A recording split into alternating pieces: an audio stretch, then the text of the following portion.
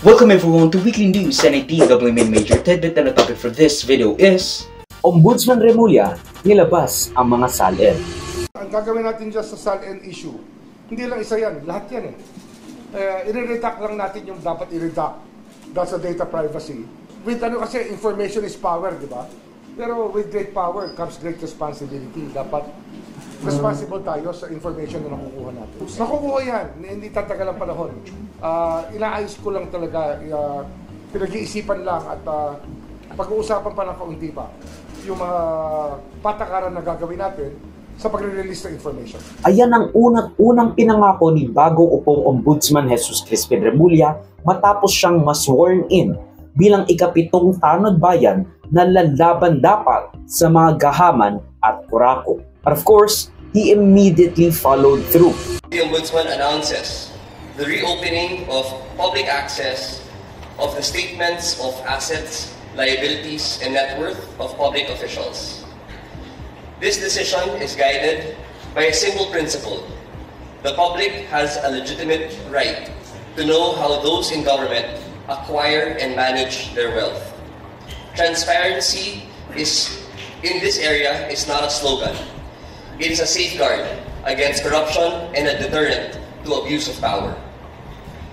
Pero bakit nga ba pinahirap ang pagkuha ng SALN ng mga opisyales sa gobyerno?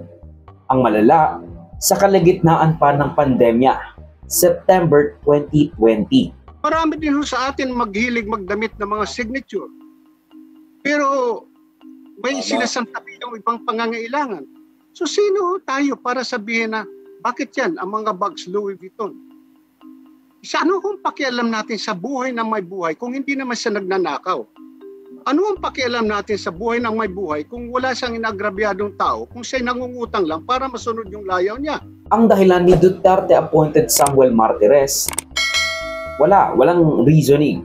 Ginawa niya lang kasi madalas na ginagamit raw ang SALN for lifestyle checks, and according to Martires, hindi naman porke mayaman corrupt na agad. This is not what media does not know. I do not know if they understand English also. I am sorry to say this, but the provisions of 6713 is very clear. Napakaliwanag, only for publication. Walang komentaryo.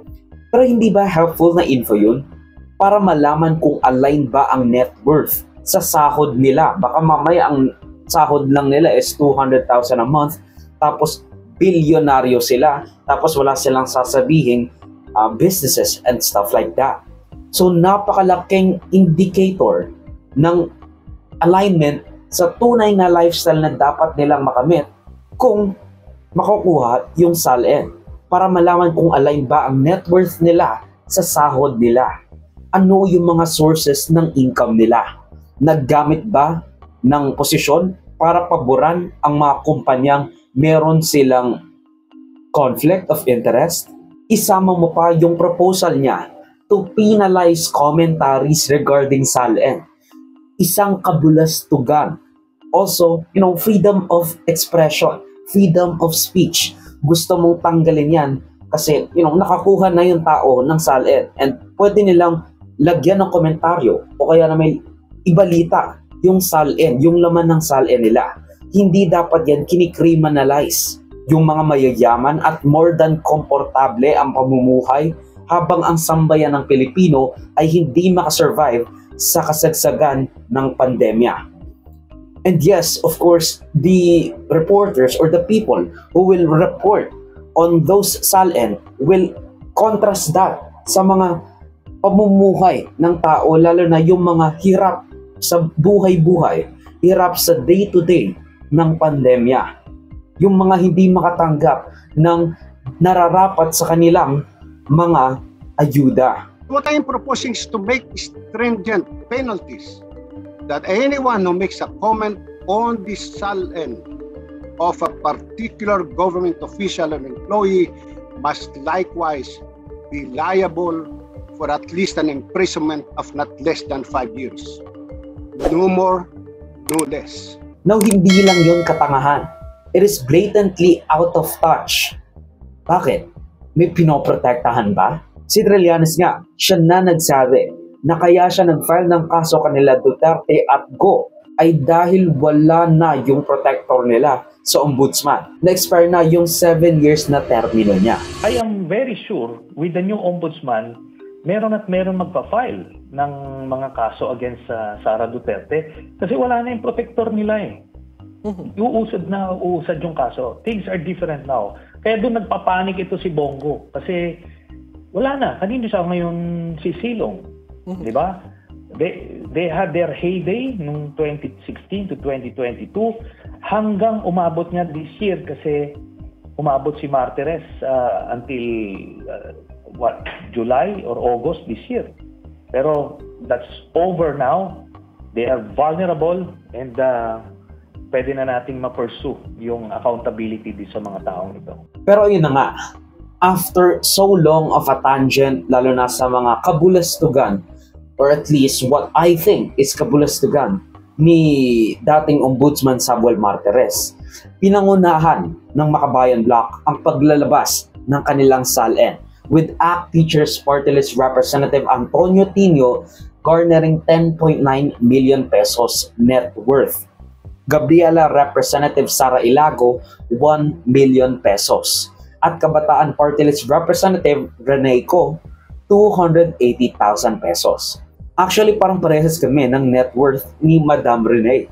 Nalaman na rin din natin, or at least what I think so, na nakatira pa rin siya sa kanyang mga magulang. Very representative of the youth sa Pilipinas na edukado ka, na may trabaho ka, pero hindi ka makabuod, di ba? And that's all, culture plays a part on it. Pero syempre, marami ang gustong bumukod sa kanilang pamilya just to have an independent, separate second place where it is just them. To find autonomy sa kanilang mga buhay. Pero of course, the economy is fucking us over. Nag-release rin ng mga SALN ang mga Akbayan representatives at senator, with Senator Risa Ontiveros 18.9 million pesos. Akbayan Representatives Chal Jokno 13.1 million pesos.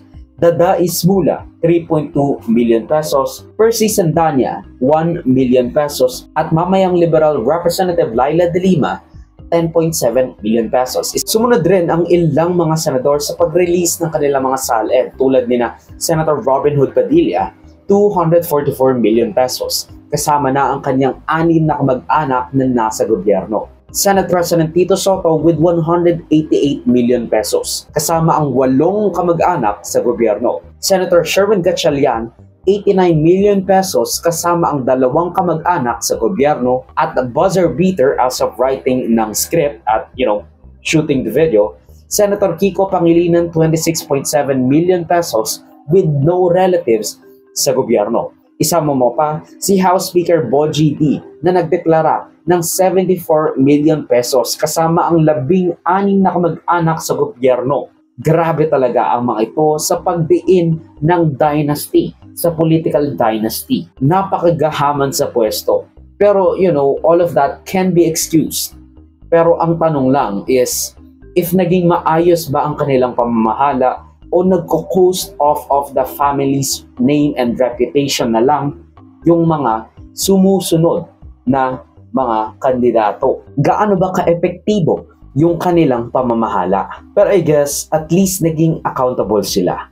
Nilabas nila kung ano ang yamang meron sila after 5 years ng pagkait sa atin ng access sa mga SALN nila. Kasi syempre, basta bulag sa katotohanan, lalo na yung ilang maiingay na DDS, na imbes na i-push ang kanilang mga senador at representatives to release their SALN, binabaling ang walang hangganang smear sa nagsasapubliko ng kanilang SALN.